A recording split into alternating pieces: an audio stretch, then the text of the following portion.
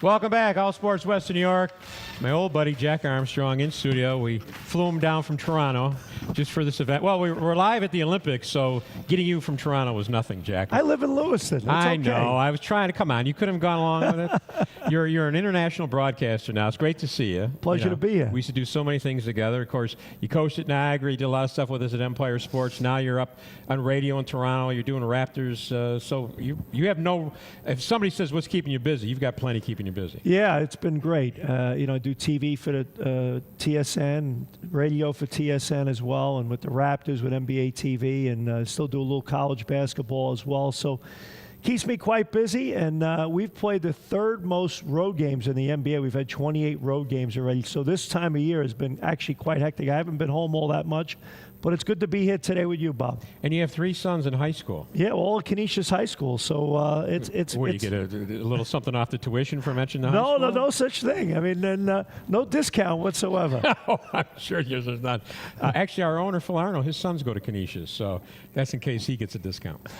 Jack, let's talk first about local basketball. This Friday, it's Canisius Niagara. Canisius, now this is what makes coaches go gray. Canisius is tied for first. They've got 2 of the top teams coming to their place. Figured they could create some distance between them and Manhattan and Iona. Instead, they lose both games. Well, and I've coached in 20-plus Niagara Canisius games, and the stress in those games is off the charts. The expectations from fans and alumni. And for a guy like Jim Barron right now, you're right. You lose those games to Manhattan and Iona. They're a little banged up right now. At the same time, I think this is a team, Canisius, that's had a very nice year, coming off an excellent year a year ago. And his son, Billy Barron, is a wonderful player. And I think, you look at Niagara, they lost 2 games by 1 point to Iona and Manhattan last week. So in spite of the fact that they're losing, they're playing at a very high level right now. So it's one of those things, you throw out the records. When these 2 teams get together, it's always a remarkable matchup. We're looking at Billy Barron right now. As Billy goes, Canisius goes. And this guy, one of the best players we've seen locally in some time. And, of course, he came and decided he wanted to play with his dad. You think he's got a shot to play at the next level? I think he does. Now, whether that's the NBA or Europe, only time will tell. But there's no doubt, and you make a great point, he's one of the best players we've seen in this region in a long time. And honestly, I don't think he gets the publicity and the coverage that he deserves. He's that good.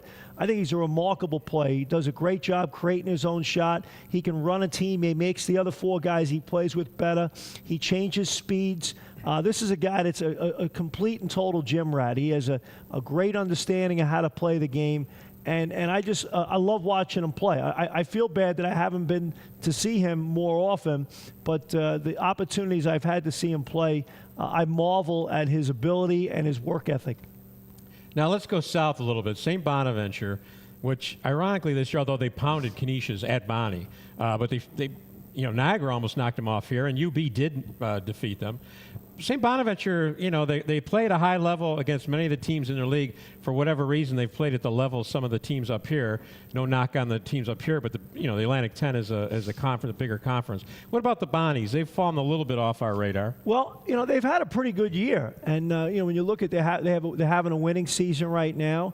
And obviously they have a big game tomorrow night against Fordham, my alma mater, former coach there. But I think that's, for them, those are the kind of games they have to win.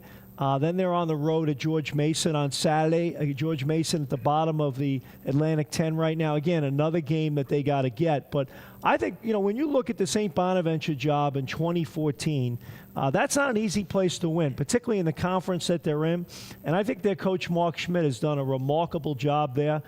He's an alumnus of Boston College, and if there's a change there with Steve Donahue at BC, I could see Mark Schmidt being right at the top of the list for a place like BC to go get him. I think he's done an amazing job at Robert Morris, and the same at St. Bonaventure. And to have them competitive once again with an opportunity to have a winning season, I think he's one of those guys that's really flown under the radar as one of the better coaches in the Northeast. And last but not least, we've got UB. Bobby Hurley took over this team. They're a senior-laden team. You think they're starting to warm up to Bobby's style? Yeah, I think so. I mean, I think we all knew going in, whether it was Reggie Witherspoon, Bobby Hurley, Bob Kaczynski, it really wouldn't matter. The talent was there to have a really good season. And now that they're engrossed in league play, I think now they're starting to take stride in terms of how their playing ability is and the philosophy of Bobby Hurley. So there's no doubt that this is a team at the end of the rainbow in a few weeks in the Mid-America Conference tournament that's going to be right there pushing for a postseason opportunity. Art, I'm sorry, Jack, stay right there. I'm still thinking of Art at the Olympics. Yeah, he looked good. Why do you have two different gloves, by the way? Well, you heard the security, the Russian ladies stole one of his gloves. They apparently like the American clothing. As long as they're stealing his gloves, yeah, right? as long as they leave his jeans on. We're going to take a break. We'll be back more with Jack Armstrong right after this.